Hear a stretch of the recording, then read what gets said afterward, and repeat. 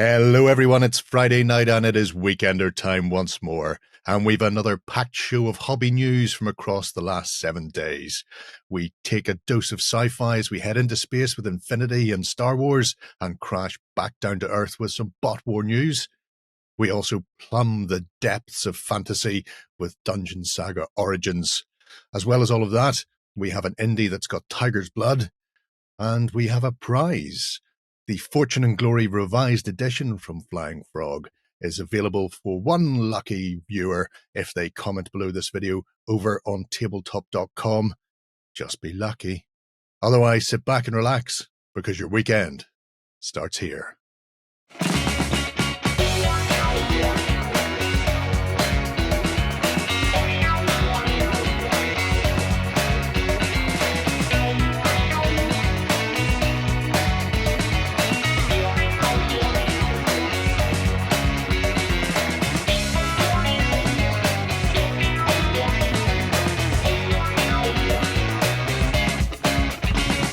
Hello everybody and welcome to the Weekender. I'm joined this week by Brother Lloyd, Justin and Ben as we have a gentle hobby meander through what's been going on in the industry over the last 7 days. Yeah. Hola, amigos. Look at us now, all in high def. Some people may have noticed that last week and thought that their eyes were deceiving them, but no. Do you see We're the like this now. shininess, the beauty of the perfect bald head? No, because I The still egg is think you have boiled. your Star Trek glow going on there, doesn't it? But we'll see.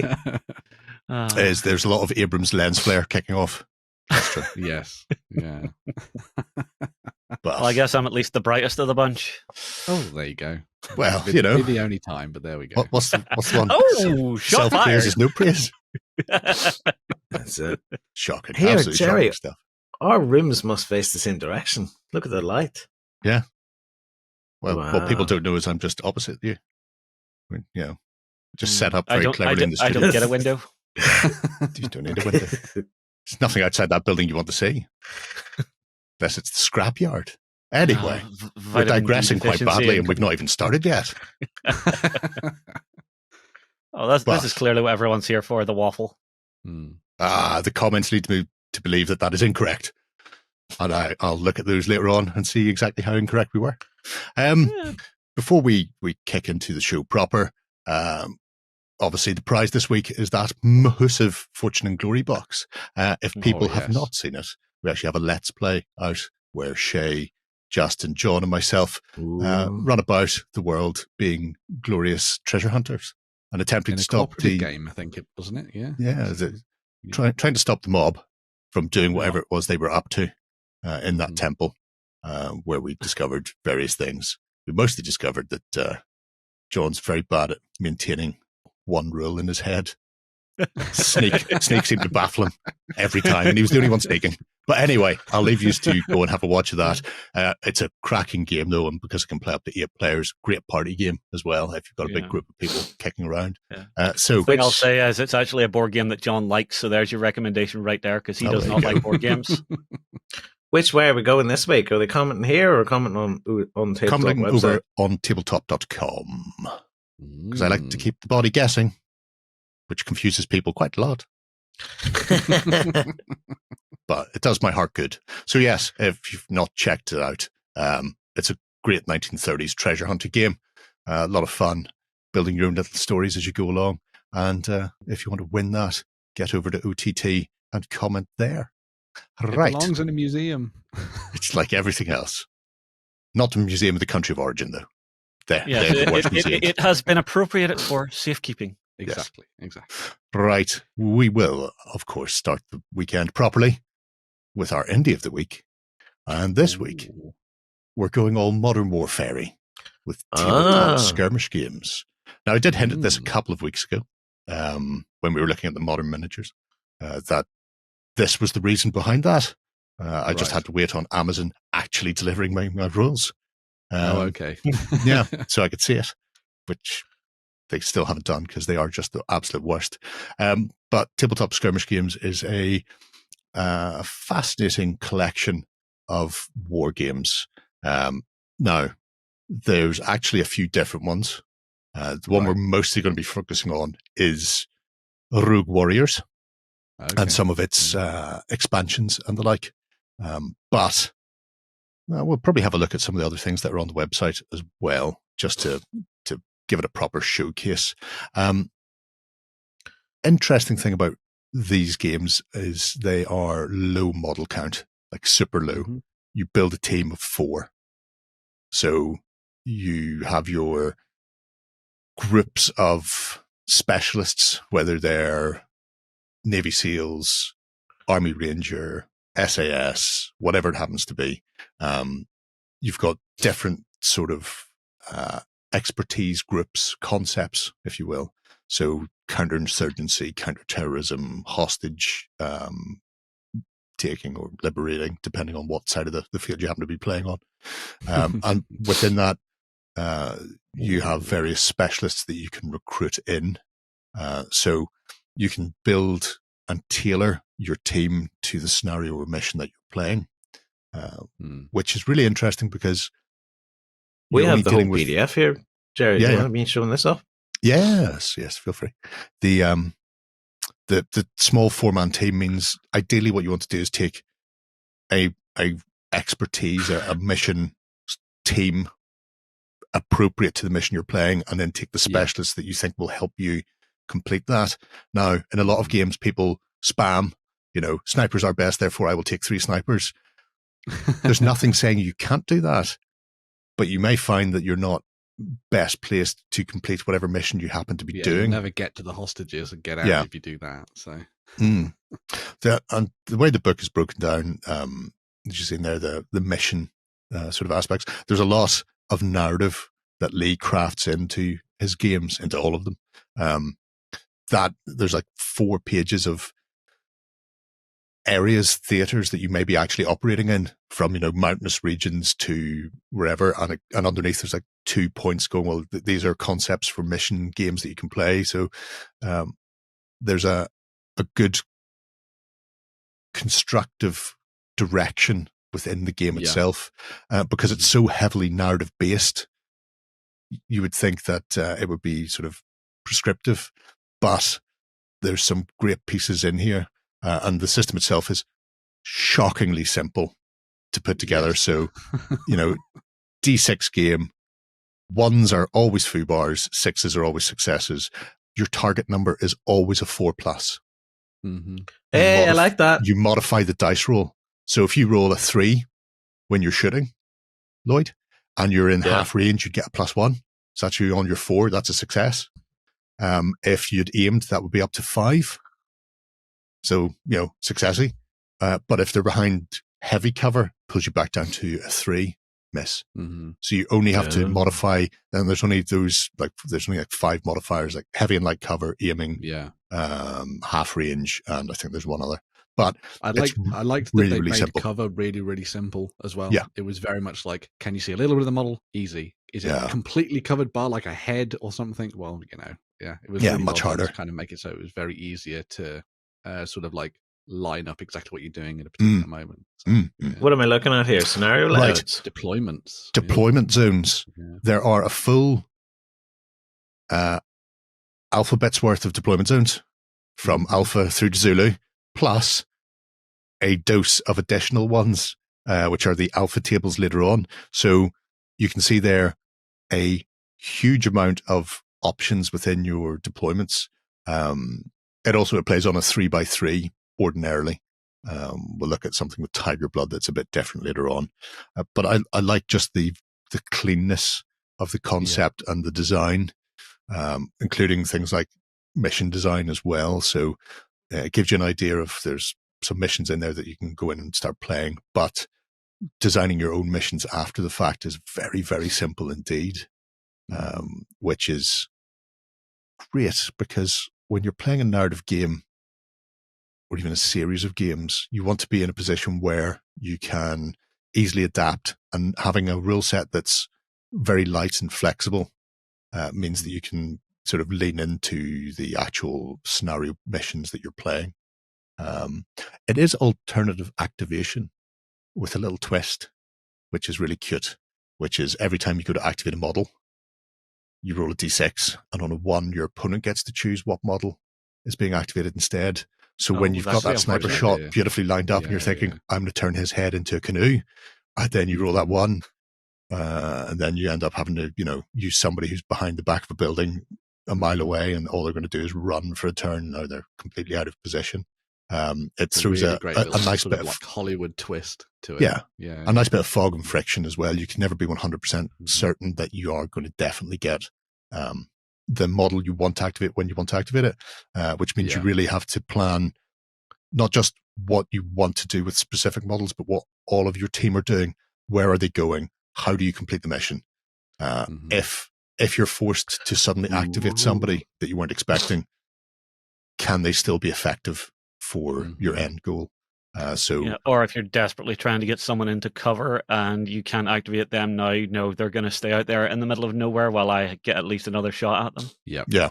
I've just hopped over onto their Facebook here. So they're growing a little bit of a Facebook following here.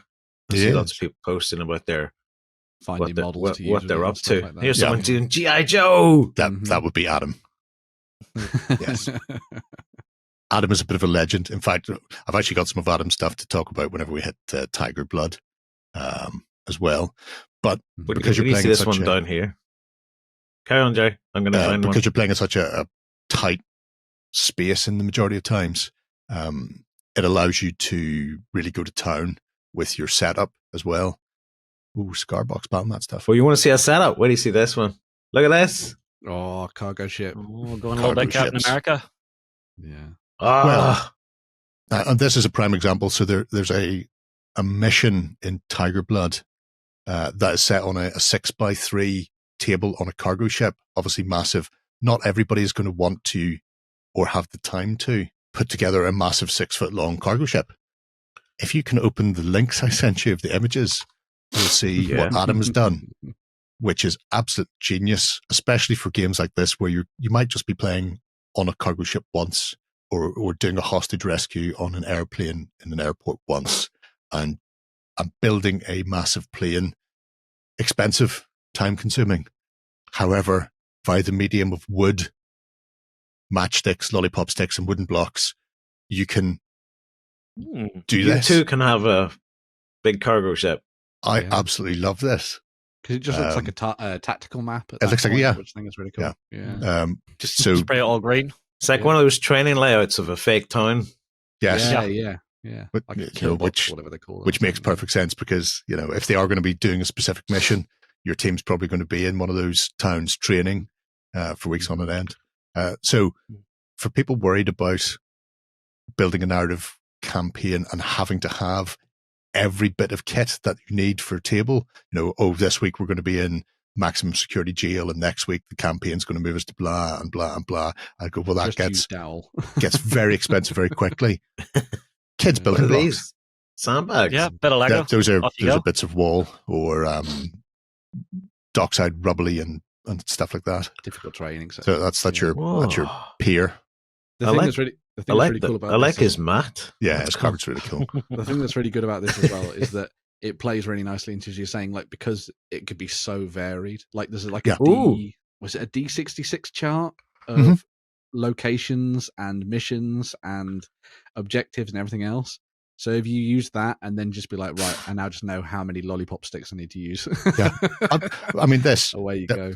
There's an airliner. Get on, get the hostages out and kill the insurgents before they blew the plane up. Yeah. I see someone has robbed the local coffee shop of all the stirrers. All he's missing here is a woman getting up in the middle of a flight saying, "You're all going to die," and screaming and shouting about getting off the plane. Yep. I mean, it's ideal, really. It's what we love.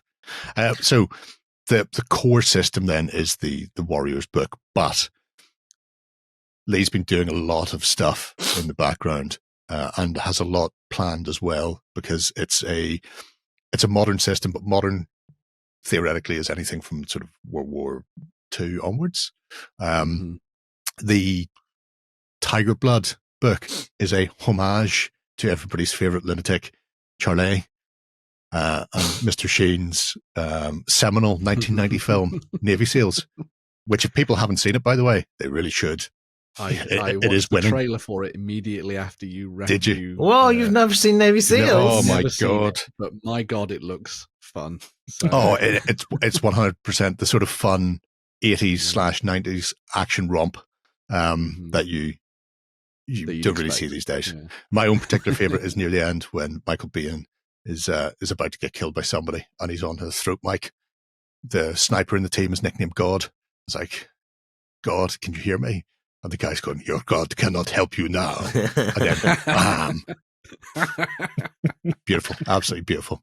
But this is a 1980s campaign sort of structure where you're up against a fictional organization in a fictional country called the Tauros Tigers. By the way, Tauros, if you're watching,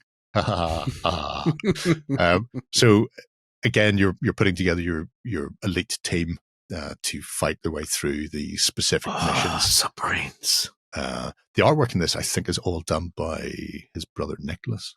His artwork's absolutely superb. You'll see lots of us kicking around. Like there's that cargo ship. Artist in the family, free labor. I don't think it's free. If you're good at something, never do it for free. We learned that. Black insertion. Yeah. Black Hawk Landing. You don't see that often, do you? No. Mostly crashing. Yeah. Well, I might be doing that as well. But there's some interesting concepts and tweaks to the core system. And because the system itself has that base flexibility, it means you can go to town here, there, everywhere. And I love his writing as well. Lee's got a really great narrative voice when it comes to the writing, even coming through on things like Population Z or Z, depending on how you're feeling. It was very evocative reading through the missions and stuff. Like even the base ones that are in the Rogue Warriors PDF. I was like, oh man, this just sounds like such a cool idea. Yeah, and I mean, I think it's in Tiger Blood where there's the Swarm mission. Yes, because you can play solo cooperative, can't you? Yeah. So and it is Black Hawk Down. You've got a small group of people, and there's just nothing but innumerous masses of people coming charging at you with AKs. It just says beat your score next time. Yeah, which is absolutely cracking. Or I mean, you can go full A team because you're only playing with 4, so you can have Hannibal face Murdoch and BA and have them. And we've seen some miniatures for last week. Crooked Dice do a lovely set of A team miniatures. So A-team baddies. So you don't even have to.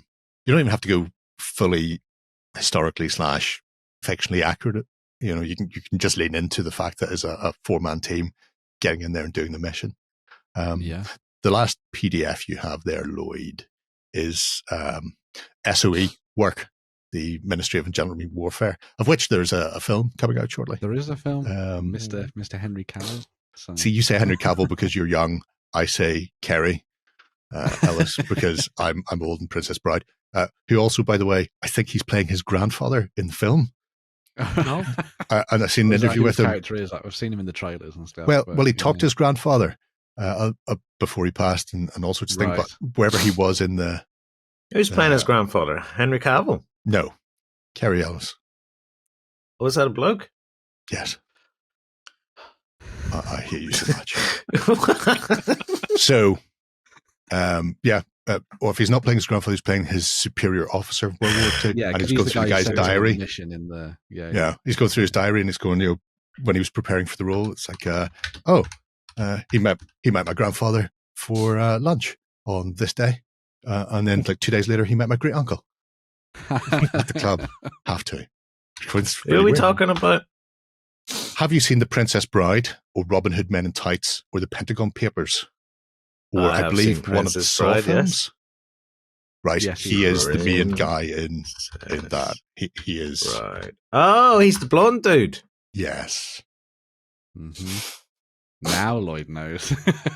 And now everyone on the interwebs doesn't, because now they have to go Google like Lloyd did.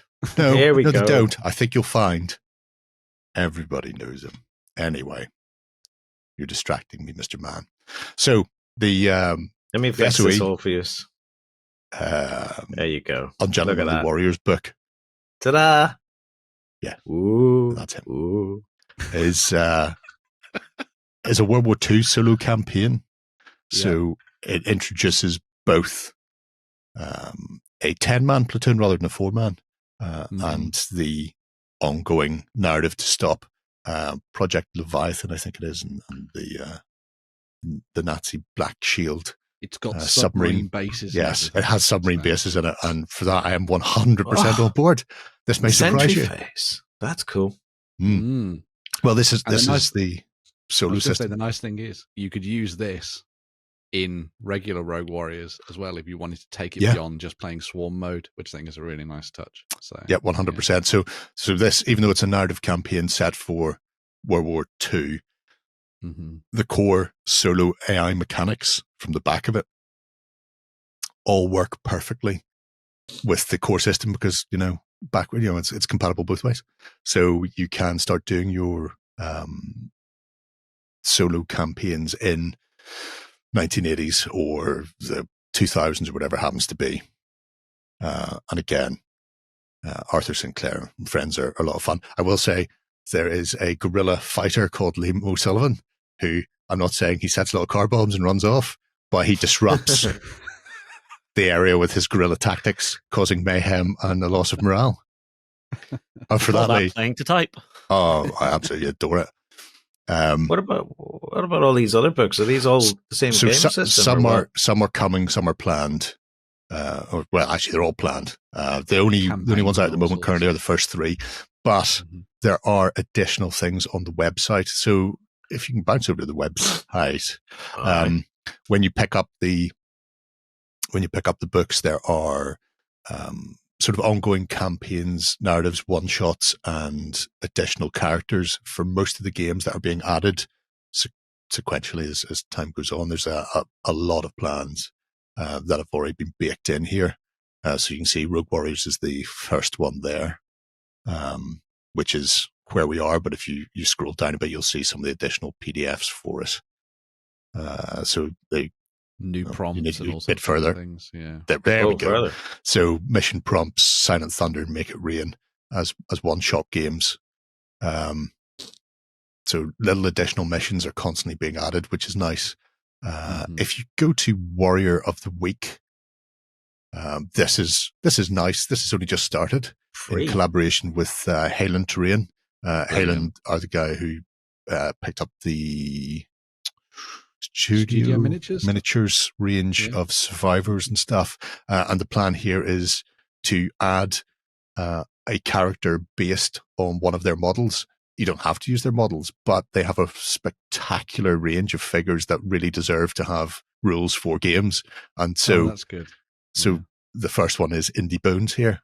You too can add a swashbuckling archaeologist to your SOE World War II games. Nice. It's all good. Why is it always Nazis? Because they're like pirates. They're fun. The other things I want to highlight here. So Weekend Warriors is a interesting system for people with kids who might want to get into gaming. This is a generic rule set. So you get your rules and then you slip whatever genre over the top you want. Nice. And he demonstrates it beautifully on his YouTube channel, the little video there, where he's got, Lego figures or fully painted miniatures. It's entirely up to you. Even little paper standees being surrounded by zombies and stuff. Oh, look at that. Advert for Land Rover. Oh, well. So many parents playing Everything is Awesome again and getting it stuck in their head. Yep. So this plays on a much tighter board than Warriors does. Instead, hello zombies, don't get killed. Instead, you're playing on a 2x2 or maybe a 2x3. Oh, okay. That's neat. The rule system is designed for 7-year-olds upwards, with enough meat on the bones that the younger kids will be able to play it without getting overwhelmed. And there's still enough tactical flexibility in there that the older kids won't get bored playing it. Yeah. And again, additional pieces are being added to that over time as well. So there's a fantasy and I think a fantasy and sci-fi sort of card pack. What I will say is anybody who's interested in any of this stuff, you can get it printed via the medium of Amazon. There you go. Yeah, the sci-fi fantasy skirmish like packs. A print on demand thing, is it through Amazon? Yes, which is why it's not here yet. What I didn't know is you demanded, Jerry. Yeah. This is he why does you get mention Prime. in his little videos at the end, it's like, if you buy this, then you can get if you buy the print copy, you'll get the free PDF. I didn't know that because I wasn't paying attention. So I just went ahead and bought them. And then very kindly, they reached out and went, "Do you want the PDFs?" It's like, well, I'm not really going to read them, but handy for this. So if you are interested in any of these, he does explain how you can get PDFs if you buy the physical stuff as well. And my own personal favorite, if you want to go a bit fun and wacky, is the Population Z/Z zombie apocalypse game. It is a cooperative zombie narrative. Already liking it. And it has such a look to it where everything kicks off in Huntsville right from the get-go. And it is literally, you start at day one. So it's not already apocalypsed. You and your friends who are playing through here start in Huntsville. It's quite nice. And then things get progressively worse over time. As you can see there, the artwork's great. The first umpteen odd pages in that are done like the Huntsville Gazette, each one's like a one page of a newspaper as they're going, new outbreak of virus, blah, blah, blah. And then it's like progression. And then it's like, that's all, folks. Here's the last one we're publishing. We're getting out of here, which sets the scene. And then after that, you can start dealing with things like this, the zombies and the NPCs. And there's a couple of, you've got shufflers and soldiers and runners, as zombie types that you may run into. But again, another very simple system, which means, if you want to introduce The Walking Dead to your kids at a young age, and who wouldn't, then you can do that. And again, another rich narrative that he's written into it. If you've got a lot of those copies of old Zombicide sitting around, great opportunity to use all that stuff. Definitely. If you have The Walking Dead out the wazoo. The Walking Dead, break that out. Yep, it's all good. And you can see here, again, the assets book, not necessary. Nice to have. It contains all the tokens and bits and pieces that you need that you can cut out. You can you can download and print as well. If you don't want to get the printed book, but obviously, if you're like me and you can't be arsed with printing, then it's a good way of doing it. If you are going to, I suggest getting yourself some of those little papercraft punches for all the tokens. It will save you a lot of time and effort cutting things out. And another set that's set up to be a campaign system and already has, in fact, a few additional pieces added to it, but we'll have more progressively over the coming months and hopefully years as well. We'll finish off by saying he has a YouTube channel, does a lot of Let's Plays, intros and stuff like that. And then there's a ton of stuff about his own work that's in there as well. So if you're interested by any of these, you should swing by and have a look at the videos about things like that. I mean, there's breakdowns of how Warriors plays out, the shooting phase and combat and all the rest of it. Combat's kind of fun. The channel's just called Tabletop Skirmish Games. Yeah. But I'll have a link definitely down below. So definitely one to have a nosy at if you're after a quick and easy way of getting into moderns, or a quick and easy way of introducing your kids. Hook them while they're young, like smoking. They'll be a gamer for life then. Vapes forever. I think it's time for some news. Coming to you from the center of Northwestern Europe.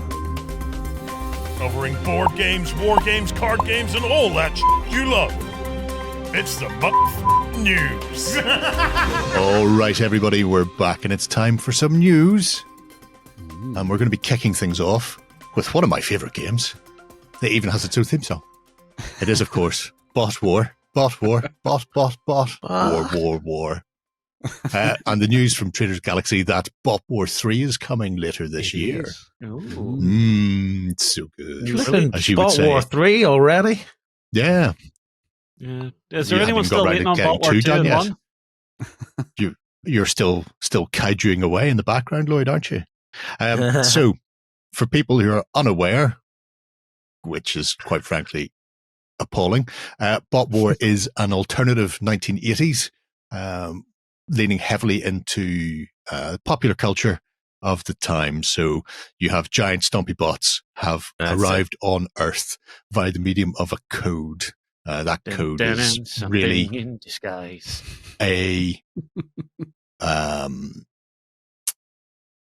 universal soul, shall we say. So bots can be scrapped and then they get rebuilt and their code is downloaded back into those shells so they can continue the fight as the Valiants and Deceivers wage a war over time and space, actually, because it started out in the galaxy far away and then landed on Earth, where democracy and the Red Star State are having lots of fun, and Atlanteans have been poking people with sticks for a while as they attempted to conquer the dirt.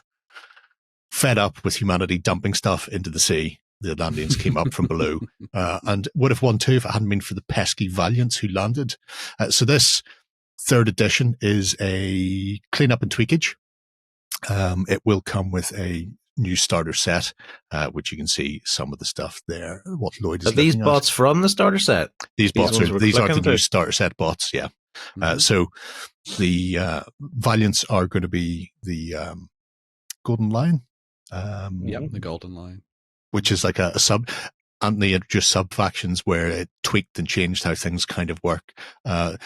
I quite like the fact that there's the ones that you see with like the one white arm are almost like paladins. They're there to bring the justice of the one down heavily on people's heads, in some cases with a huge hammer. I was going to say by by hammering the methods, yeah. By gentle persuasion. Yeah.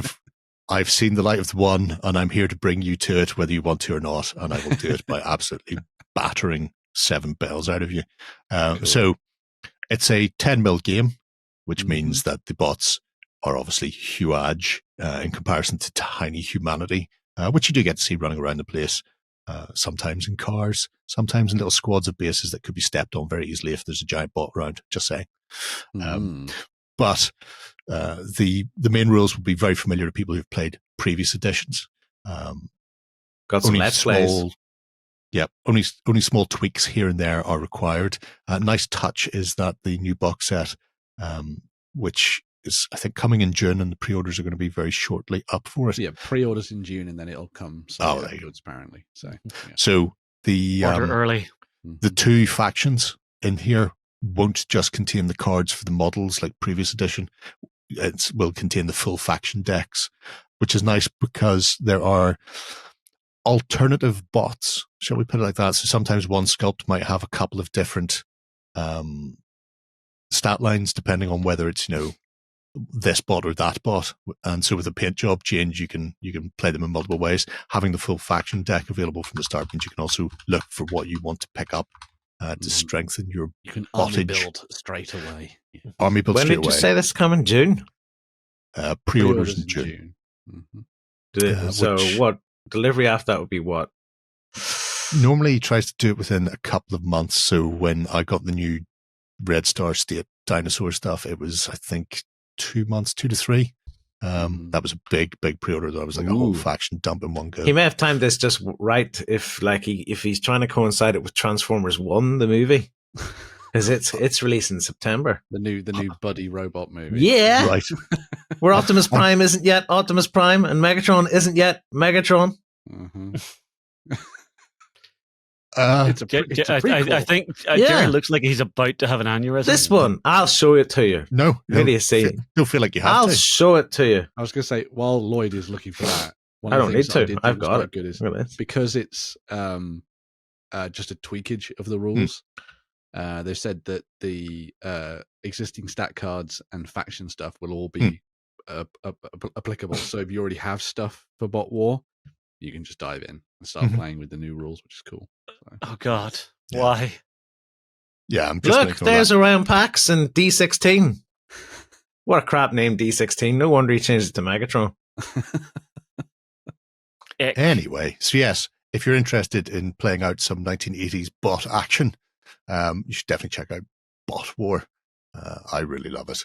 And also the changes he's making to the likes of the gameplay where super abilities, most of them aren't one per game now, which means things like rams and the like will become a lot more prevalent, which means the games will become faster, dirtier, more brutal.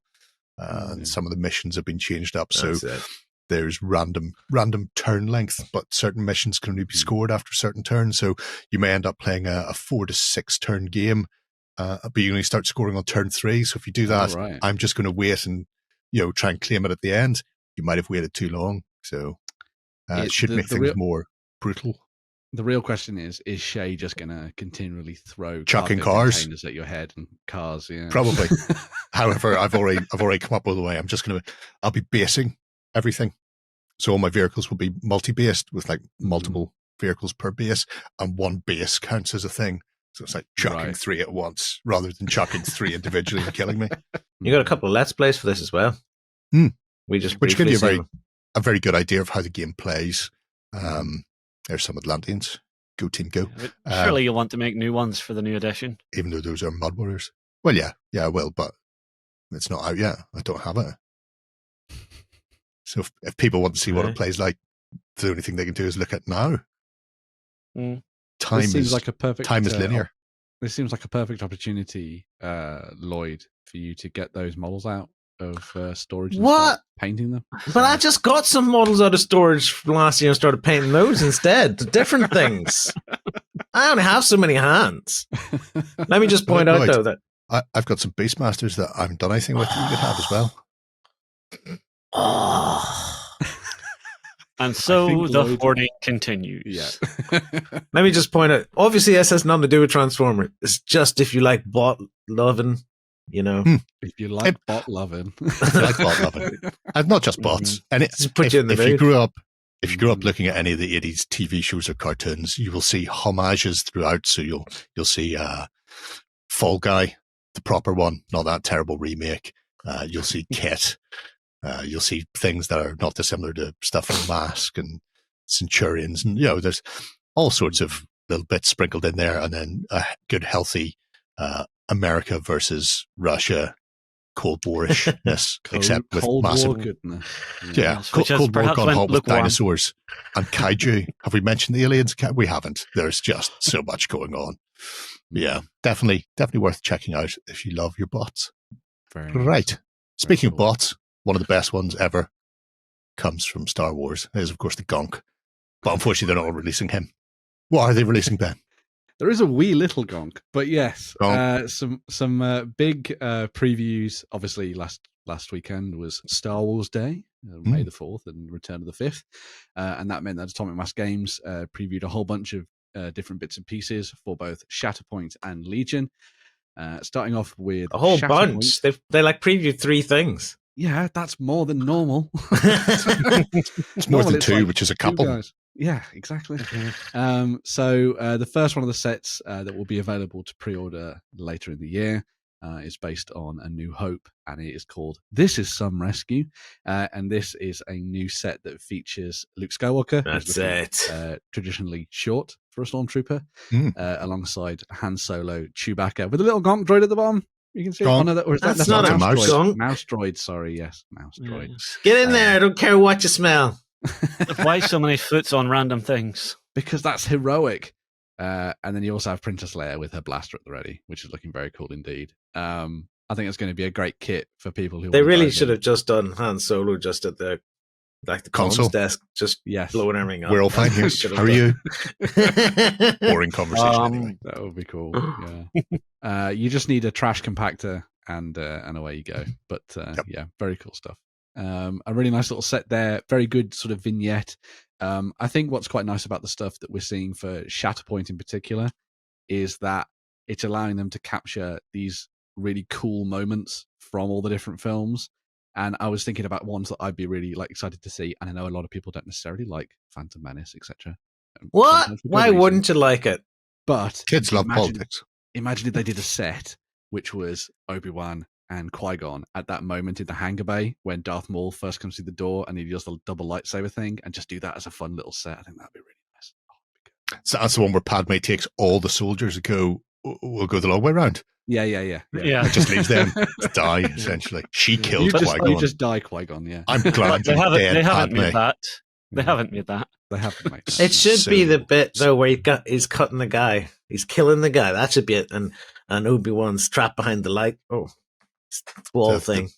The Yeah, red ray that shields. should be the bit. Yeah, he's Killing getting. the guy. His name is Do not kill Qui-Gon. I never memorized Qui-Gon's name. Like who? Qui-Gon. Qui-Gon gin and tonic. Oh my god!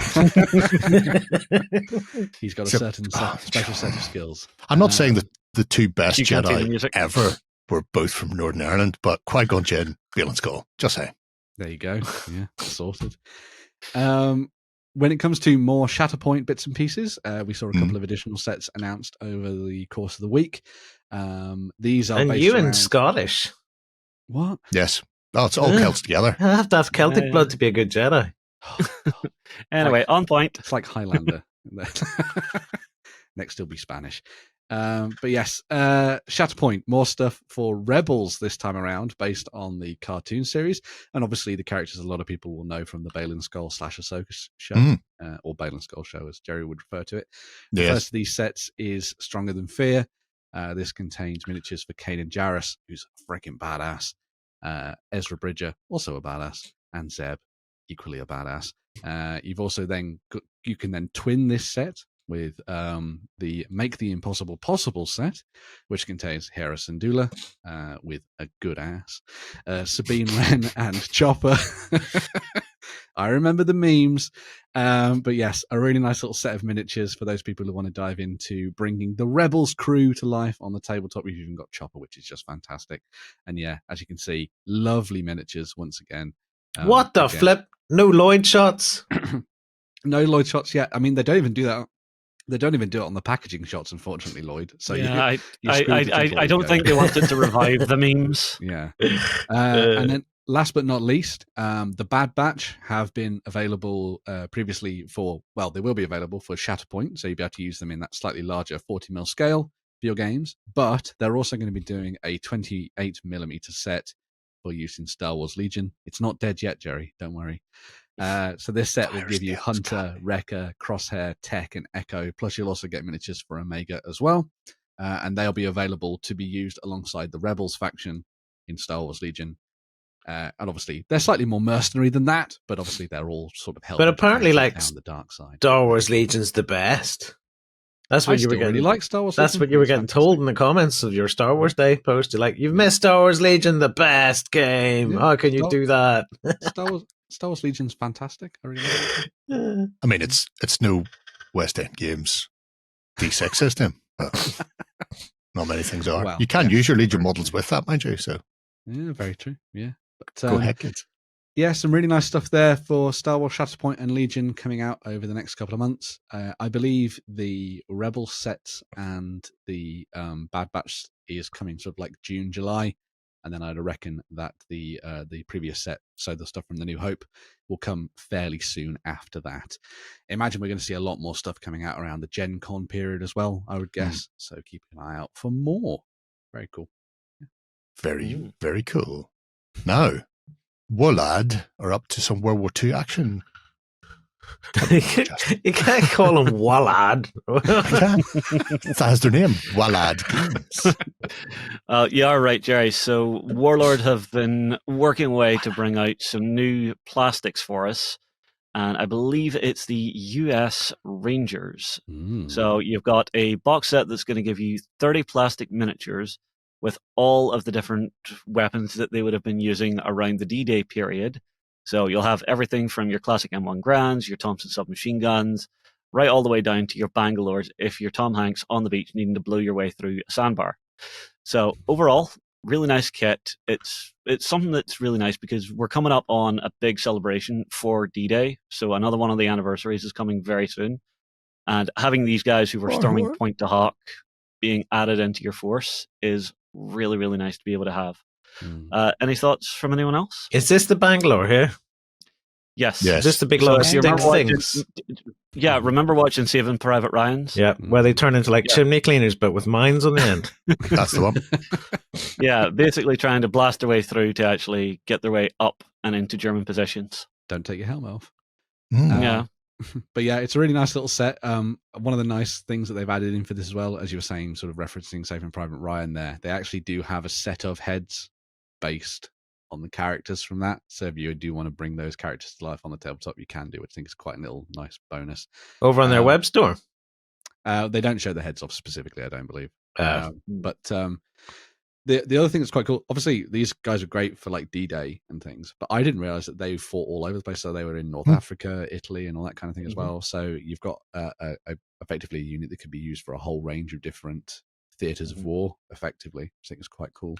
And of course, Rangers lead the way. Rangers lead the way. Which is synonymous with the Rangers these days, but came from D-Day. When they all wound up on a beach at the bottom of a cliff that was heavily defended, and sort of various composite groups sort of ended up there together, and the most senior officer who decided that they were going to go up the cliff went, right, well then Rangers lead the way. That has more or less become an unofficial motto. It may even be their official motto now, I'm not sure. But that was just a throw-off, and they did, by devil's hook, they went up that thing like a rat up a drain pipe. But yeah, it's great to see more troop types, especially the specific Ranger models as well. We haven't looked at those yet. Hold on. It's also really nice that you're getting a good chunk of them in the box. Oh, I thought we were moving on to the Pacific. No, I was just me fishing off with the Rangers. So we're seeing some Pacific stuff with some miniatures from the US Marines. So you've got the War Dog teams, which honestly I don't know a lot about. I mean, the miniatures are beautiful, but I didn't really know that dog teams were used all that much in the Pacific for like sniffing out ambushes and stuff. Yeah, and obviously observer teams as well, Lloyd. Yeah, I didn't realize either that they were so prevalent. But apparently they were really good for hunting out ambushes and snipers and all that kind of things, because they could obviously smell where the enemy were, and they also delivered messages and all sorts of different things. And they got injured in the line of duty, got medals and everything else as well. They were probably quite useful in the Pacific. Didn't everybody dig into bloody foxholes and tunnels and stuff all over the bloody Pacific? Yeah, it was an island campaign. So you would have the US Marine Corps getting dropped off on an island, being held by Japan. And I think one of the weirdest ones I ever heard, there was actually one Japanese soldier put onto an island, right, in order to defend this island with your life. And he never surrendered. And it came up to like modern times, and they had to go and hunt his CO out of a nursing home to go and tell him the war's over, you can go home, because he wouldn't believe anyone else. Wasn't it like in the 60s or something that they eventually found something like that. Yeah. I think that's dedication to your workplace. The 70s, God. Yeah. Wow. he was he wasn't alone. There were a few like that. Did they pay him? I for don't all the overtime they'd done. I'd like to point out that wasn't an uninhabited island either. He would occasionally raid the natives, really, for food. Yeah, and then would disappear back into the jungle again. He was continuing his guerrilla campaign for a long time. Insane. It was a very different era, different people. But yeah. So again, being able to add some extra components to your Pacific warfare is always great. Yeah, so if you're curious about, the War Dog teams, there's a lot of history there, I'm sure, to go and check out.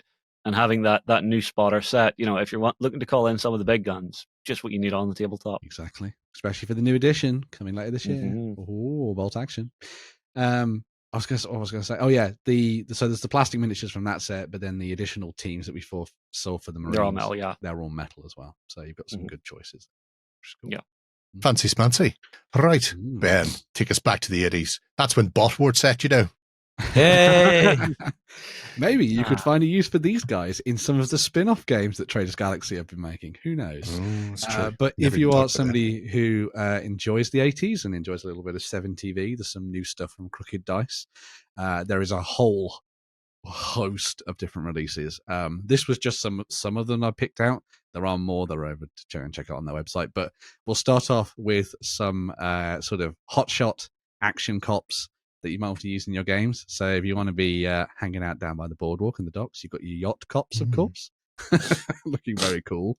I know a fair few Americans who would quite enjoy adding these into their collection. Very nice indeed. Oh, not just Americans.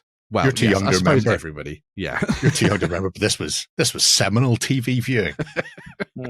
Everybody loved a bit of Miami Vice. I still remember whenever there were reruns of all the great 80s TV shows. Yeah, but it's a great little set. I think the likenesses are really good. Oh, yeah. The sculpts are fantastic for these. Where are my Tropic Thunder miniatures? They're probably coming later down the line. You've also got your Maverick Cops. So Grab the if cat. if you wanted to get a little bit lethal, you've got some options there, which is quite nice. Very cool stuff indeed. For those people who are maybe watching TV shows of the modern day that are set back during the 80s, there were also a whole bunch of additional miniatures. So you've got some Stranger Things that you could add to your games, perhaps. Mm-hmm. So you've got your Monster Hunters there who have just come away from a game of D&D. I thought you could go like properly meta with this. So you could play D&D with them at the table. Them with the Demigorgon. Yeah. And then move up from that into a skirmish game in 7TV, which includes all the different monsters and stuff. Oh, that'd be so cool. Who the heck is D1? That's the that's one the who kid who ended up in the down below. Yeah, upside down. Sorry. Will? Oh, did he have? I thought. Oh yeah, I thought he had darker hair. Remember, Lloyd, they're not the actual characters. These are miniatures. These are just miniatures. They're not at all related to the actual IP.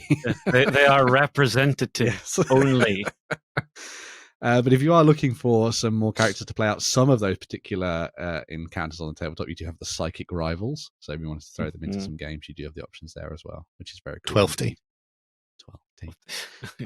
The next set, the Cool Kids, I couldn't remember where they're from. So if someone can enlighten me as to that, then please do. Because I was like, who are they? Are they from Stranger Things? What? Are they not? I can't remember. What? Exactly. If you don't look up once in a while, life might just flash past you. Ferris Bueller, Cameron. Oh. I can't remember her name. And then obviously the teacher who was right. He was bang on that he was mental. And he should have been keeping an eye on that kid. That's it. Do you not remember that fabulous waistcoat? School. That's him getting geared up to go and run over someone in Ireland. Yeah, well, he's never been back to the north, has he? Yeah. But yes, now I know I'm fulfilled. My curiosity is sated. Thank God. Well, that's good. That's good at least. Yes. Do you know that there's an internet thought that Ferris isn't real? Because obviously Cameron is a bit depressive in that. And the idea is Ferris is actually just like a part of his psychological manifestation. Yeah. All the things that he wants to do, like crash his dad's car, stuff like that. Pretending to be a weenie baron. Yeah, it's not true, mind you. The film debunks that theory, but I like it as a theory, nevertheless. Yeah, it's cool though. I like that kind of thing. But yes, we also saw a couple of slightly more intense, I guess you'd say, 80s awesomeness there. So we saw some Xenos, which could be useful for your alien encounters on various planets. And then alongside them, obviously you need something to kill the Xenos. You also have the Galactic Marines as well. So they've been added into the mix with a variety of different weapons. Game over, man. Game over. Obviously, very good for 7TV and playing out some cool pulp adventures, but you could also use these for the Doom Divers game that we talked about a couple of weeks ago. Yeah, and you wouldn't even need a PSN account or anything. Exactly, yes. You'd be able to do it free of any information sharing between your accounts. At least they wrote that back, I suppose. But anyway, we're dating the episode here, Lloyd. Jesus God. Oh, never mind. Who cares? It was popular. Yeah. The date will be on the episode anyway. It's right there. Yeah. We also have a couple of additional miniatures as well. So you've got your critter. You've got your Mormites popping up as well, which is a nice little set. No. Very cool. Adding some critters. Every now and again, they do a big resin piece. And if there's one thing I want to see, it's a massive ball of Krites. That's it. Although I was thinking a massive ball of Krites could be quite easy to make. You just get a big green stuff ball and just get like a fur stamp or something. Yeah. Oh, yeah. I hate it when my parents watched this whenever I was a kid because it scared me as a kid. Critters. Yes, I was that kid. Yes. Absolutely love that. They were creepy. I looked at it for like 10 seconds and went, nope. So I didn't see any of the comedy. The best thing about Critters was the weird flipping bounty hunters, though. I loved the weird bounty hunters. Oh, yeah, the morphing bounty hunters. Weird. I'm sure the big green, formless faces. Yeah. And then capping things off for our little section anyway, we also had the Electron Guards. So if you want to dive into a little bit of Tron. cyberspace Tronness. Is it Tron 3 in the works? There is. Yes. More than Yes. likely. Yes, there is. Yeah. Oh, there is. Yeah. Now, it should have been started in 2013, because I seen an interview with Bruce Boxleitner about that. But they're doing it now, and I'm quite content. He fights for the users. They're getting round to it. They're getting round. Yes, Jeff I Bridges didn't is going to have be to in wait it 30 again. years for this one. Yeah. I only had to wait 10 to 13. It's Jeff Bridges, isn't it? That's the guy who's from Tron. Jeff is very much not here anymore. Huh? At the end of Who am I spoilers for thinking Tron of? 2, Tron Legacy, he No, very but much he's- dead. But he's very much in the movie, apparently. Is he? To bring it back Well, again? They unless might just Blue's coming flashback back him. again. Yeah. No. He's only briefly in the movie. Yeah. I don't care. He's not what I'm there for, although Flynn obviously lives, people. Flynn lives. But yeah, nice to see guards. All you need now is MCP, just a big, like sheet of acetate with a face on it. It's been... Do you think, though, they should remake Tron 1? No. It's perfect as it is, and it makes perfect sense as it is. No, don't change the storyline, but it's getting a bit dated looking. No, I don't believe in remakes. That's the point. I mean, I love it, but I just, like, compared to what's going on with the other stuff. But no, that's the point. It's meant to look like that, and then the timeline makes sense for when the new one comes out, and it looks way better. I don't think it makes perfect sense. That's not how that works. Say nothing. The computer world didn't go like, oh, we've got a bigger GPU, we're just going to render ourselves better. Is that what you're implying? Well, yes, that's exactly what would happen. 100%. The computer world doesn't care once you're inside. I'm running on kilobits of information. Okay, I look like this. I now have terabytes to work with. Let's go. You haven't seen any upgrades in our simulation, have you? And we've been here for I've been here 40 odd years. Yeah, you think that? My simulation hasn't been upgraded There's a lot of at time all. compression in there. Realistically, your simulation was only turned on. Yeah, and I mean, do you really think they're going to notice whenever the things look better? Because I mean, I remember looking at old video games and going, "Oh man, I love that game," and then firing it up and going, "Man, this looks shit." Nostalgia in my mind, it looked beautiful. Yeah. I fired it up and it was like, "Ooh." I think this was better. I think we're talking crap here. Look at World of Warcraft. It's still crap looking. How many years old is that? World of Warcraft. That didn't get upgraded properly. Well, there we go. That's clearly a Blizzard problem. This is my point. The system doesn't get upgraded. Well, the good thing is, if you run Tabletop, you don't have to worry about pixels.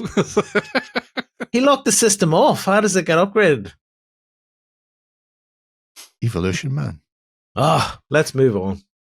Anyway, if you are interested, digital jazz.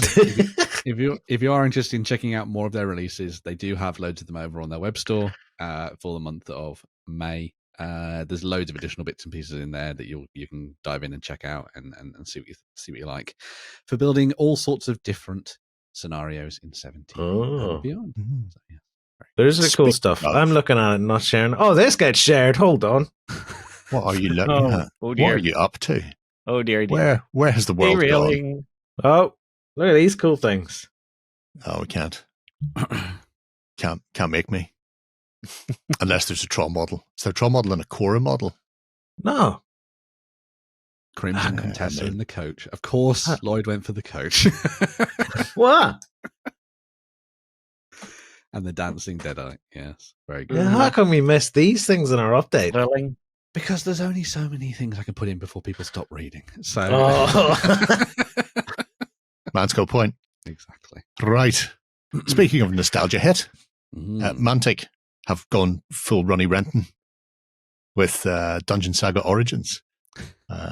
So the retail version of the successful Kickstarter for the sequel come prequel of Dungeon Saga is on its way, which is a back to basics dungeon crawler for people who either grew up with HeroQuest or want to expose their families to it as well, I suppose. The dungeon crawlers that exist today are amazing, and there are some spectacular ones that require weeks/months to play, which means trying to get younger folks involved is a bit tricky because nobody wants to sit for 2 hours setting up a massive dungeon crawling setup and then having to pack it away, and then next time they play the next game it's all the same. So this core set contains your 4 heroes. There's Orlaf the Barbarian, Madriga, Rorden, and Daenor are the other members of the little pack. Hello, elf. Racist elves. They puts them up against a undead horde as you play through 10 linked scenarios, narrative campaign, within a very small, constrictive area.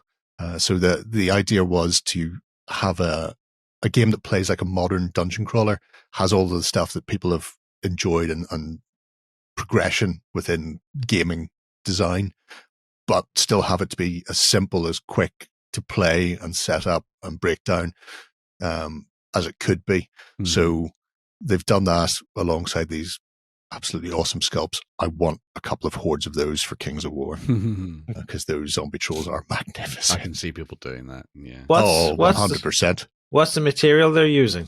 Plastic. Like hard plastic or some sort of weird plastic? The heroes and some of these things like the monsters are the same sort of board game plastic that you would get with The Walking Dead. So softish. They're bendable, but they're not super bendable. Those trolls are a harder version of it. If you skip to about halfway through there. But there you go. So that looks pretty solid to me. Well, I mean, it's not ethereal, but it's still bendable. The detail is really nice on them. It captures detail beautifully. The trolls are more rigid, so presumably they come out of a slightly different mold. Oh, a whole bunch of skellies. I like these. Oh, yeah. Mm-hmm. There's multiple zombies, skelly archers, skelly warriors, armored zombie as well. Some poor Basilean men-at-arms killed up and animated again. And you can see... I'm still traumatized from when we played this with Warren and he just bounced his happy little ass off on his own. Ass happy. couple of dwarves just there for Ben. Dead of course, for me. Oh, here we go. Oh yeah, that looks pretty damn good. Oh yeah. Oh, they're sweet to the beat. The board game stuff that Mantic do is always great. Yeah. So you just want a ton of those, take them off the round bases and put them into their natural habitat? Yes. Onto squares and rectangles like God intended. And they're big chunky monkeys, so I like the looks of them a lot. Yeah. Amazonian Prime. So yeah, the box contains everything you need to get playing through those adventures, and there's a Overlord deck that allows you to play a sort of cooperative style game as well. As the AI will, the AI will generate stuff and will interrupt your game turns like the normal Overlord can, which is a good way of doing it. There are obviously expansions, the first of which is going to be Glimmer of Greed, which brings in goblins. Everybody loves goblins, and goblins are. There's an expansion. Because I was looking at the goblins there thinking, they don't look a whole lot different to the sort of goblins you can get already.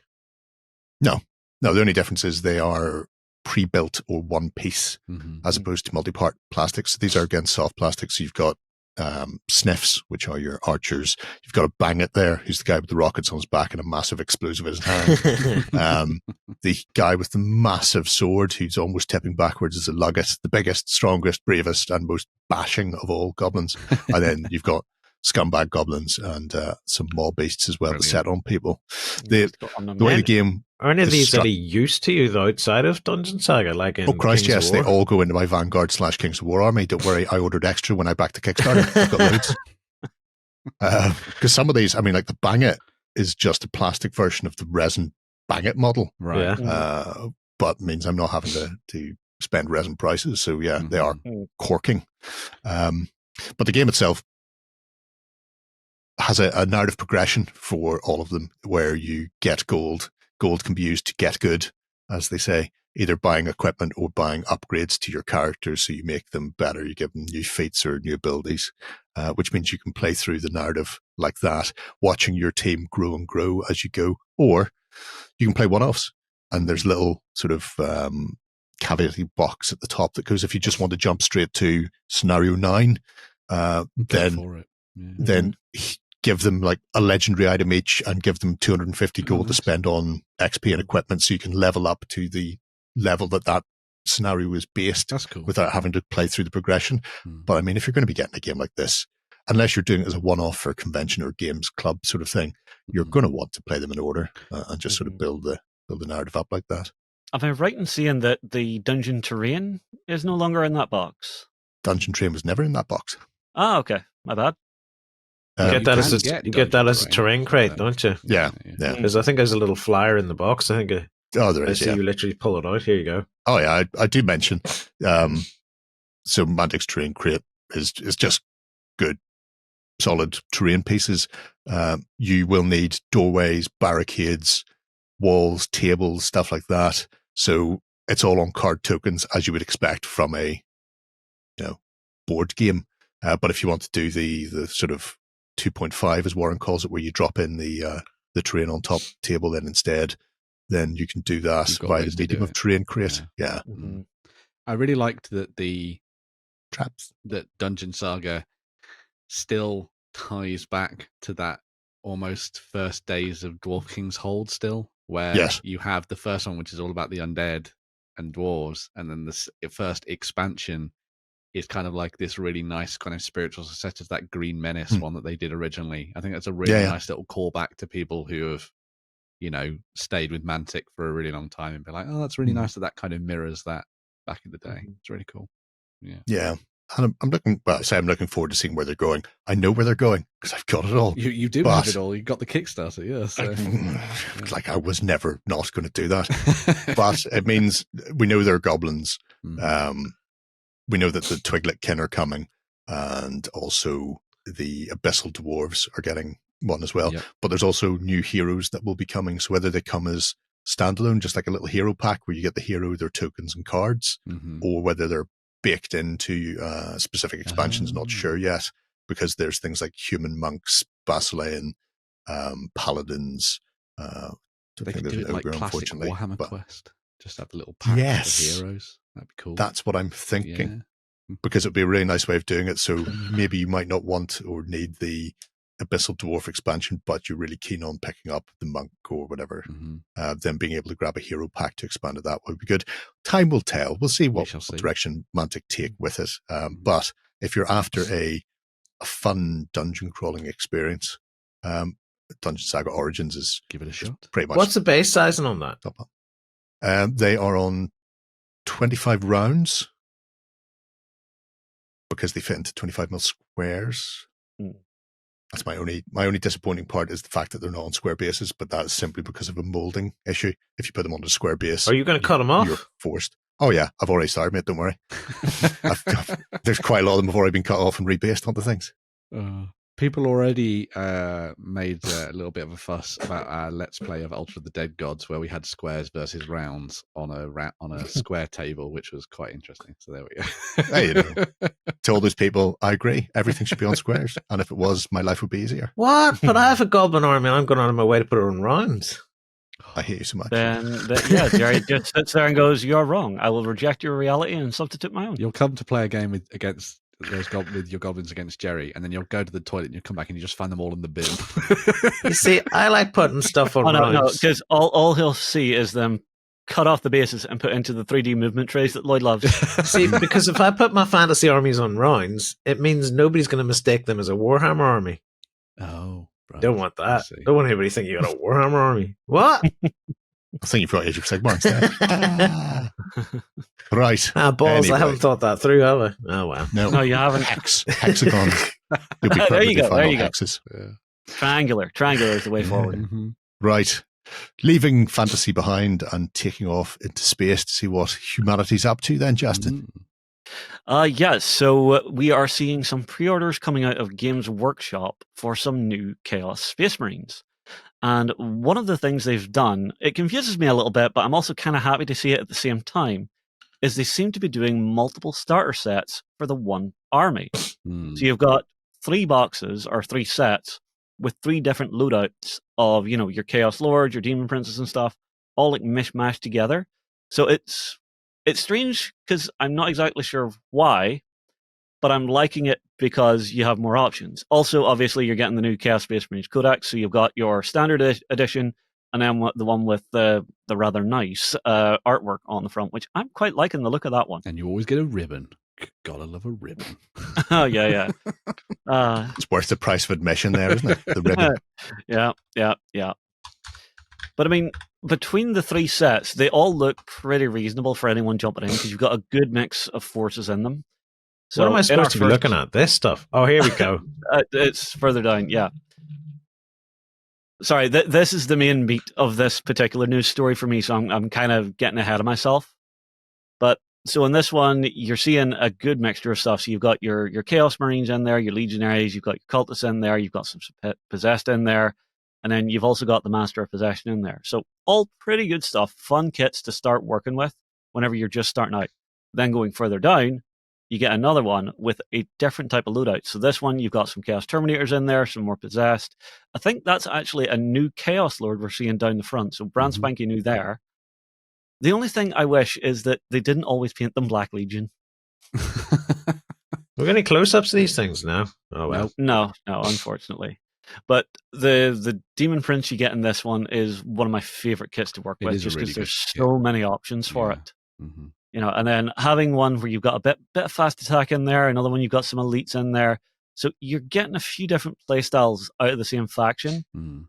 But if you really want to go for it and you got all 3, you would have like a hefty infantry force to get yourself up and running. Yeah. The only thing I don't like about what they're doing here is, like, it's great that they're getting the new codex out there. And for people who don't have Chaos Space Marines and are starting for the first time, those 2 big army sets and the Combat Patrol are a great opportunity to get everything at a reasonable discount, especially if you get it from a friendly local gaming store. And you get yourself a whole big army to play around with, somewhere between 500 and 1,000 points, more or less, especially when you add in things like Demon Princes and stuff like that. The only thing I don't like is that they have effectively locked those 2 new plastic Chaos Lords behind those army sets for the moment. But that's the tax that they've been doing for years. Yeah, now. And I hate it. That's fair, but there's not a damn thing we can do about it. If you have that FOMO and you want it right now, you got to pay that tax. Yeah, but like there are people who obviously will have Chaos Space Marine armies that they've been playing from 8th to 9th, even before that, and they just want a couple of new plastic models, and they're going to have to now wait a couple of months before they're available separately. And unless you, as you say, you're willing to pay that tax for the rest of the miniatures, it just doesn't make. It's just a really annoying thing for them to do. Workshop's focus has always been, and probably will always be, recruitment. Recruit new players in. Get new players in. You know, once you're in and you're up and going, you're not being marketed to as much anymore. Their goal is get that new 10-year-old kid looking at that box, wanting that box, buying that box. And fair enough, it's a fair business strategy. It 14. Just doesn't help the veterans. Games are for 14 up.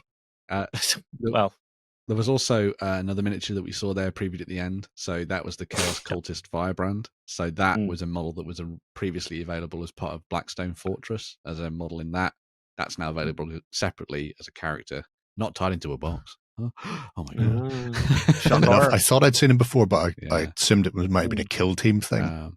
But no, it goes all the way back to Blackstone Fortress, because I do find the design on this one so weird with the 2 big horns coming up out the chest. Oh, he's just really horny for combat.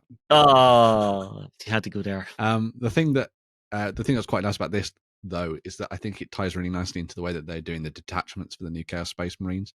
One of the things that a lot of people didn't necessarily like about 9th edition is that you couldn't run like an all cultist army without the addition of the Chaos Space Marines. You can now do that in 10th edition. You can run like full cultist armies with traitor guardsmen and all that kind of thing, which I think is just a cool idea. So yeah, very nice. Yeah. Lunacy madness. It just means you don't have to paint trim, Justin. You don't have to paint armor trim. Too much armor trim on Chaos. Oh my god. Anyway. No, instead you have to worry about painting a whole lot of flesh from cultists. Yeah. So speed paint. Slap chop. Hooker, bet your tongue off. Right. We have one final bit of news then. Mm-hmm. Infinity's releases for May. Yeah. So Infinity doing some awesome stuff once again for a variety of different factions and also mercenary stuff as well, if you wanted to throw that into the mix too. We start off with a new war cause, so a war correspondent for you to throw into your games. Has a use actually in the actual process of gameplay anyway, has a gun, always good when you're going into a war zone, but also can be taken by all sorts of different factions, depending on, doesn't matter who you are really, throw them into the mix for anything for the human sphere, effectively. I don't think they probably hang around with the combined, but yes, throw them in with anything from the human sphere, and you can use them to help you out in your games. Comes with that awesome flash pistol there, so you can take out your foes if they're getting too close. Great for objective-based scenarios and all that kind of good stuff. That's then followed on by possibly my favorite miniature from this set. Although maybe I'll regret that in a second. But this is a ninja. So this is the Nightshades Clandestine Action Unit. It's effectively a superhero for Infinity. That extends to superhero landing. Yeah. You beat me by 1 second. So, as they described in the description for this, a lone hero who has walked the path of darkness and is now lighting the flame for those who thought that all hope was lost. So it's very kind of like Batman come Nightwing kind of thing. It can be thrown into your O12 forces for hunting down particular villains and all that kind of stuff. Which I thought was very cool. I see where you're coming from, but I see your Batman / Nightwing and read you Azrael. Yes. The assassin who temporarily did become Batman. The armor. Yeah. Oh, he's so cool. He was awesome. Yeah.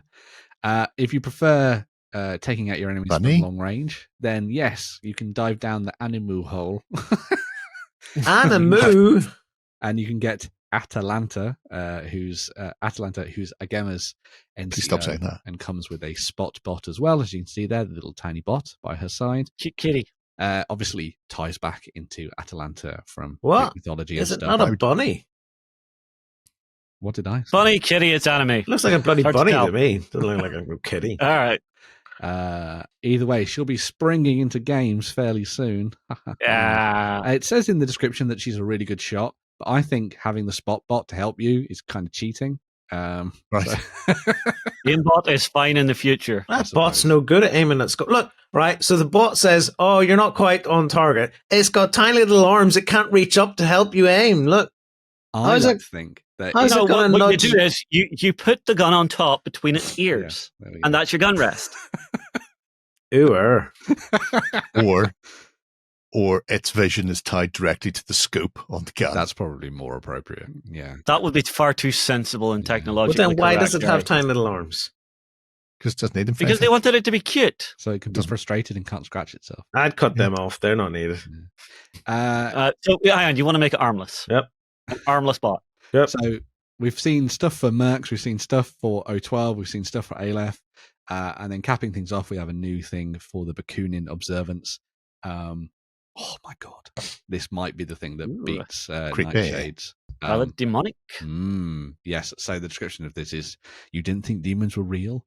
Oh, by Jove, they are. So yes, this is stepping into your games as a rather awesome sort of really heightening that kind of religious order feel to the Bakunin Observance. I'm sure that John, if he got a look at this, would be like, mine. Pick that up. I love anything in sci-fi where you bring a sword to a gunfight. And so this sort of ticks that box for me.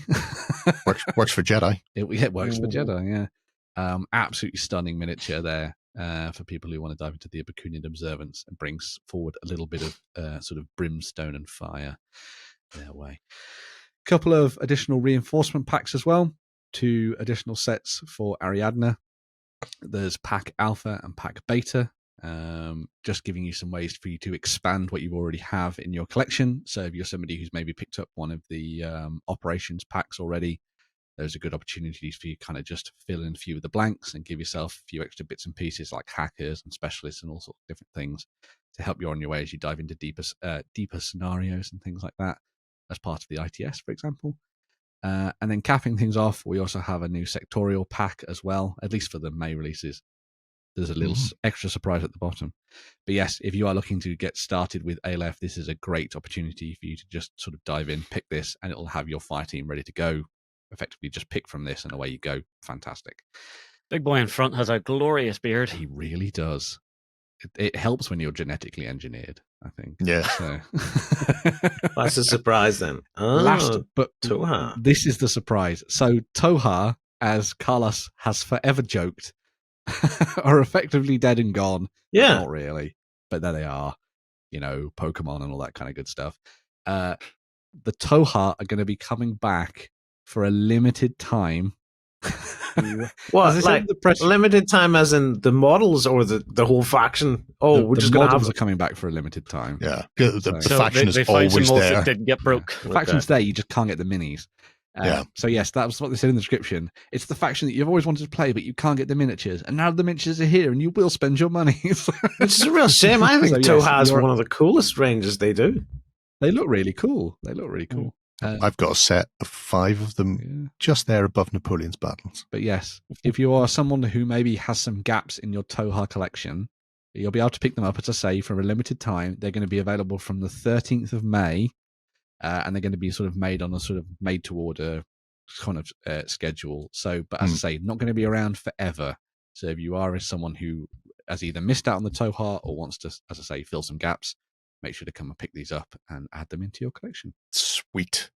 Like candy. Right. That's a big gulpy bucket of news. I hope you're all ready to digest that. We're going to take a quick swish, and when we come back, we'll be rounding out the show.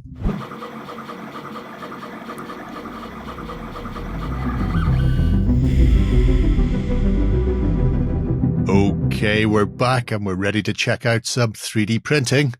It is very much the shizney. It is. And we've got all Master and Commander. We have. We haven't, because I think it's pre-Master and Commander, but still.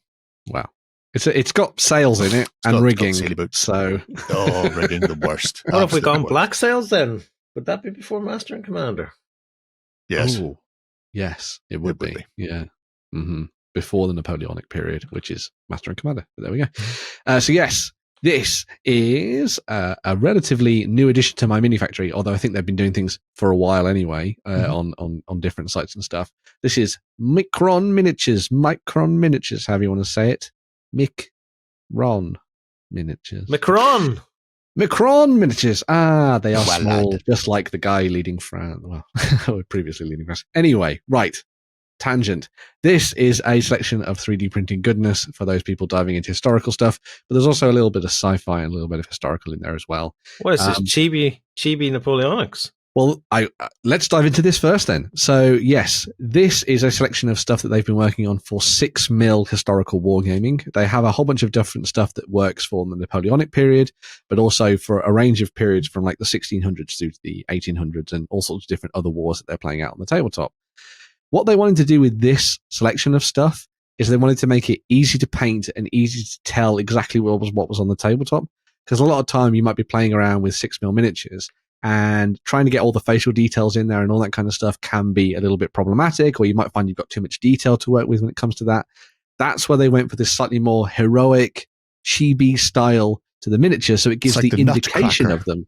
It is like it's like little nutcracker armies all over the place. You know, it'll be playing the Waterloo song, but on a kazoo. Yes. So it gives you, as you can see here, sort of very simple shapes and designs for you to give the impression of what the miniatures look like on the tabletop without having to go into all the detail work. It's a super stylized. Yes. Watch out. Soldiery. So you can go, that's line infantry, that's grenadier. Exactly. Yeah. I have to worry about facings and lacings. He's going to kill you with his carrot. Yes. Might do. Of course. You don't know.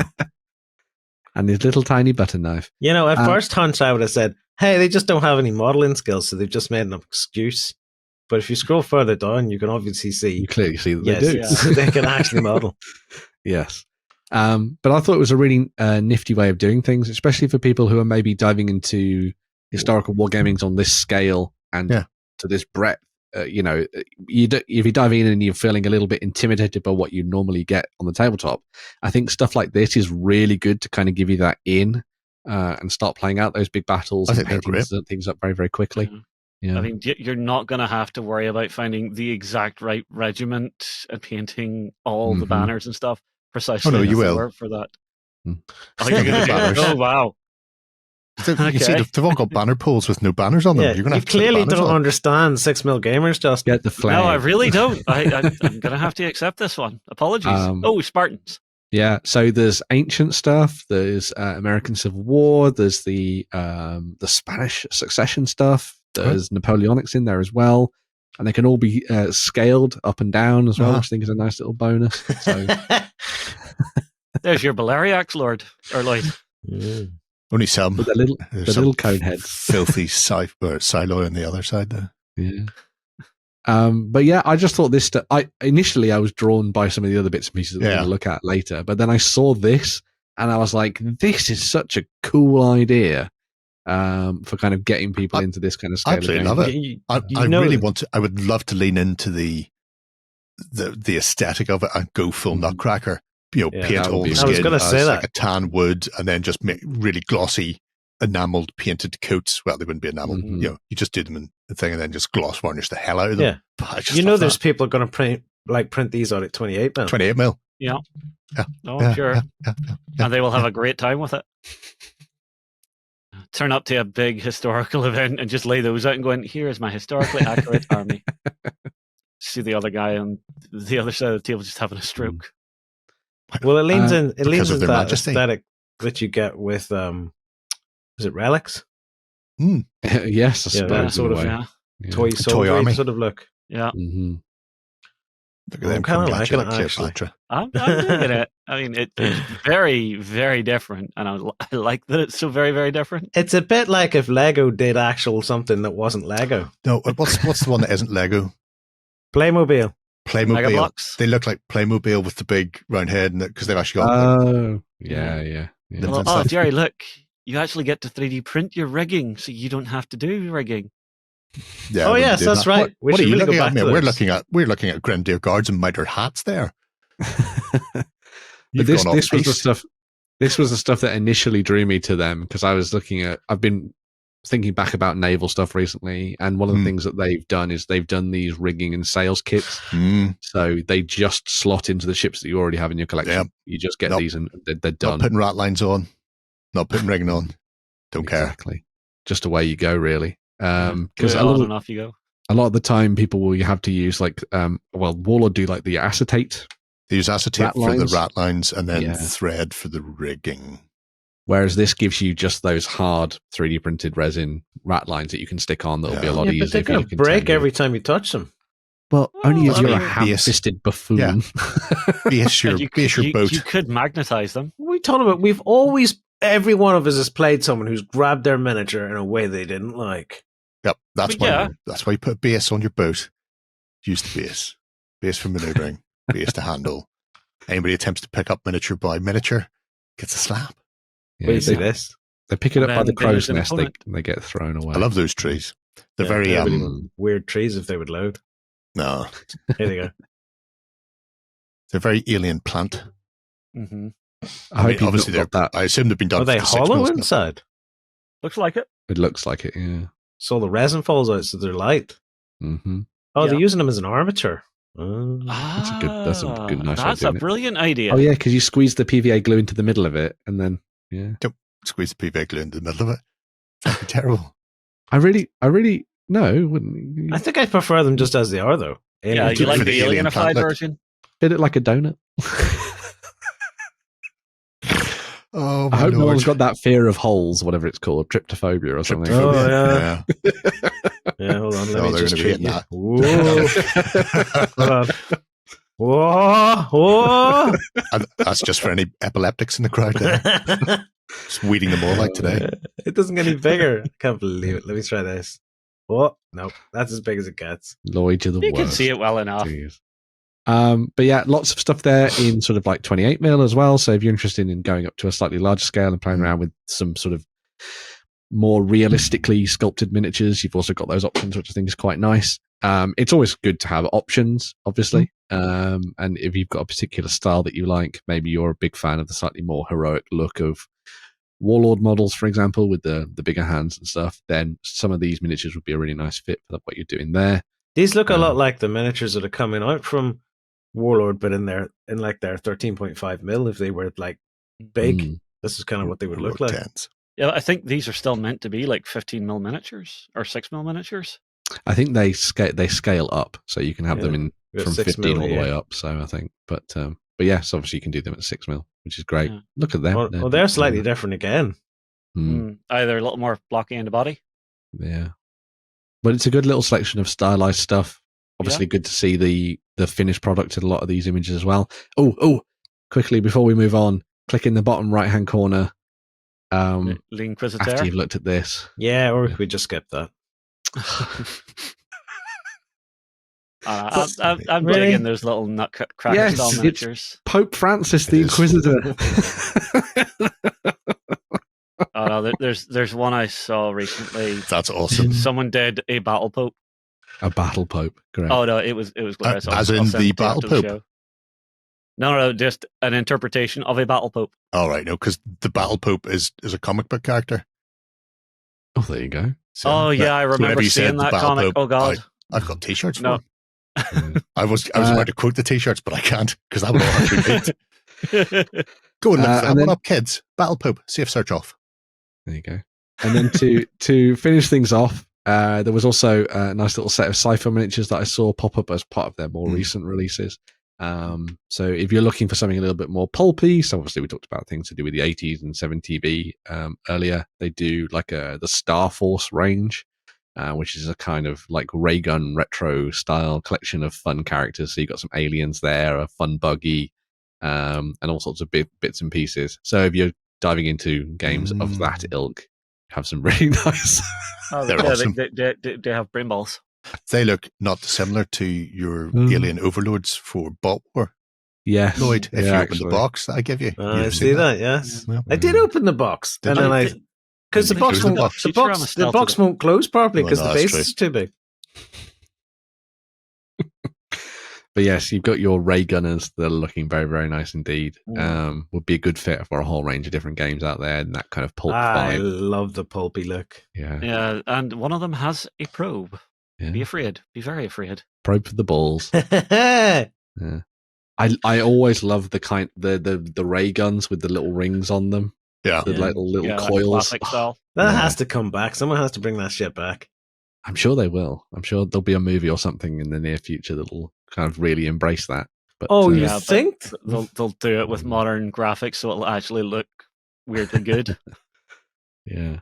But yeah, just a lovely smorgasbord of options there for those people diving into historical war games, doing a little bit of sci-fi, having a bit of fun with Pope Francis around the corner in the bike sheds.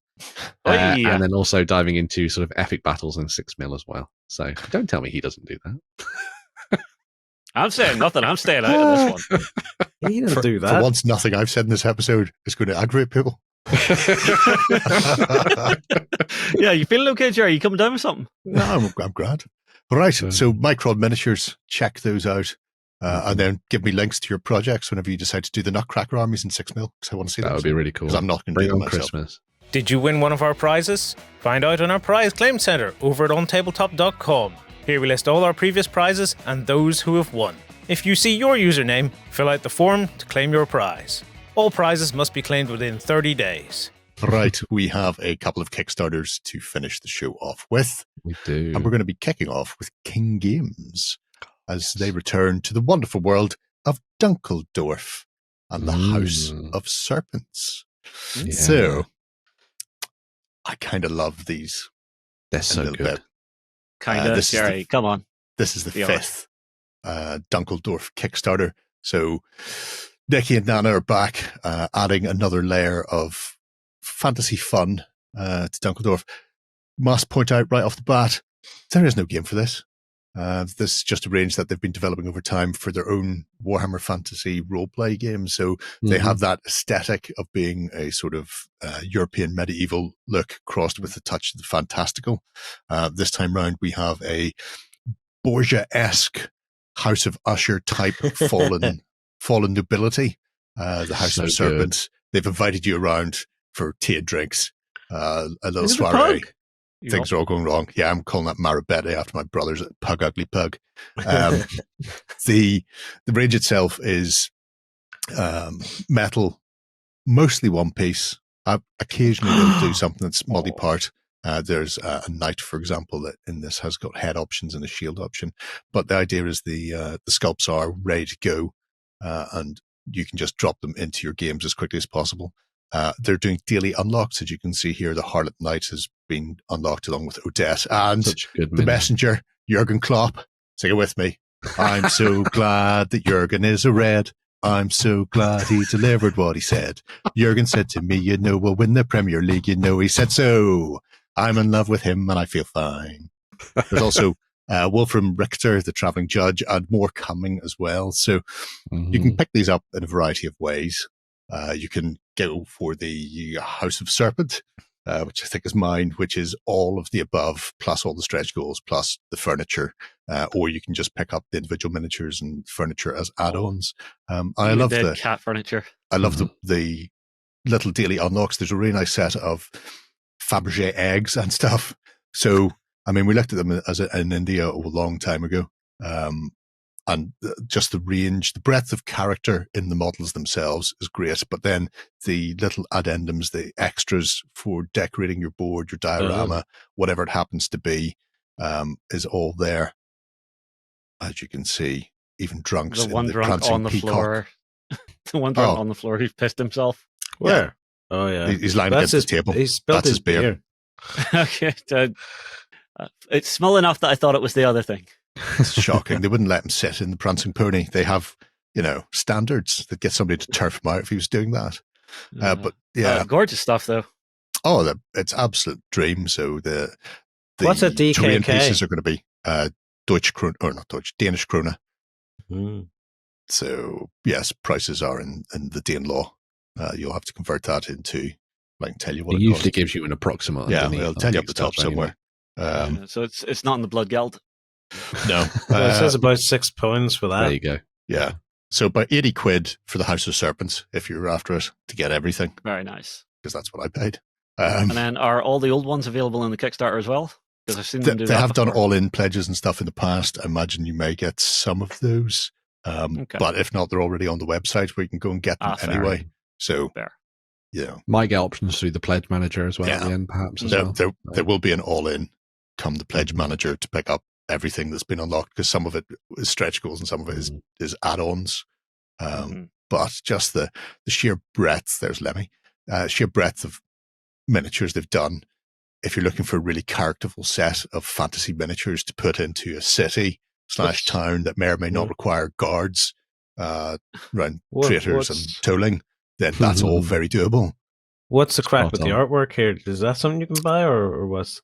It's generally included as part of pledges. So those are previous art pieces that have come from the concept sketches. This time around, the family portrait from the House of Serpents is available. We saw that a little further up. Yeah. But yeah, I really like what Nikki and Anna do. They're lovely miniatures. And, the range that they've been putting together over the years has been absolutely stonking. Anna's such a good painter as well. Really, as you say, it is the perfect opportunity for you to dive in and get some stuff that's kind of Warhammer related for your kind of old world campaigns or something similar. Good if you're doing any skirmish games that are around that sort of vibe. So Mordheim, obviously great for this kind of stuff. That they have. Their initial stuff was really good, and I loved their first miniatures. But they have like the expertise level has gone up through successive Kickstarters, and the new stuff is just gorgeous. Yeah, I have many of their miniatures sitting in boxes. So look at lovely stuff. How cute he is. He sits on a tiny little resin chair. Someday I will paint him, but not today. Yeah, I have some of their furniture as well. Yeah. What was that? The quality is second to none as well. In case people are wondering, you definitely should go on. It'll make you happy. It'll make me happy. It'll make them happy. Buy the miniatures. Happy. I will cut you if you do not buy the miniatures. He's stuck on a loop here. He's stuck on a loop. Not stuck. I will fong you. What's our next Kickstarter? So next up, we're going to be looking at the work from Empress Miniatures. They are back for the second of their Arnhem Heroes campaigns. This is for a selection of 28mm figures and vehicles as well, for playing out the battles of Arnhem, the Battle of Arnhem in 1944. All of it sculpted once again by the astoundingly talented Paul Hicks. Paul Hicks just keeps knocking it out of the park. Yeah, he must have a vat somewhere where he's growing extra Hickses. Hexi? Hexi, yeah. This second one, Hackman. yeah. So this second one kind of completes in a way what they were trying to do with the first one. I mean, the first Arnhem campaign that they did was astronomically huge anyway, and I think a lot of people have got their miniatures and had fun with that. But this one kind of comes in and sort of builds on what they did previously. So it covers both the British and the Polish airborne that were fighting for Arnhem. So if you're doing something a bit very bridge too far, you've got plenty of options there, as you can see. If you're diving in on the sort of British side of things, you'll get your full set of paratroopers alongside Colonel Frost. If you're going down the Polish route, then you'll get your Polish paratroopers led by General Sosabowski. Got the name. Fantastic. General. All the backers will also get a special miniature representing Major Robert Kane as well. So if you're somebody who's like, I want everything to do with Arnhem and all the people that were fighting there, you're going to get this as part of this campaign. They've even added in sort of like a recce group, so for your sort of scouts alongside Dutch resistant members as well, so you can throw them into the mix. And then on top of that, stretch goals, as you can see, we've been going through all the different kits and things you can see here. Lots of machine guns, mortars, sort of medics, command teams, variants, and all sorts of different things for you to throw into your games. You can also, if you missed out on Arnhem Heroes 1, get all of that. So if you didn't have that, go and grab all those miniatures and add them into your mix, alongside loads of terrain that they've done they've partnered with Sarissa to bring a bunch of terrain into this as well. So if you actually want to set up Arnhem and play out your games, you have the option to do that, which I think is a really nice it's bonus. kind of cool that they actually have some of the parachuting supplies up there as well. Yeah, glider cool pirate.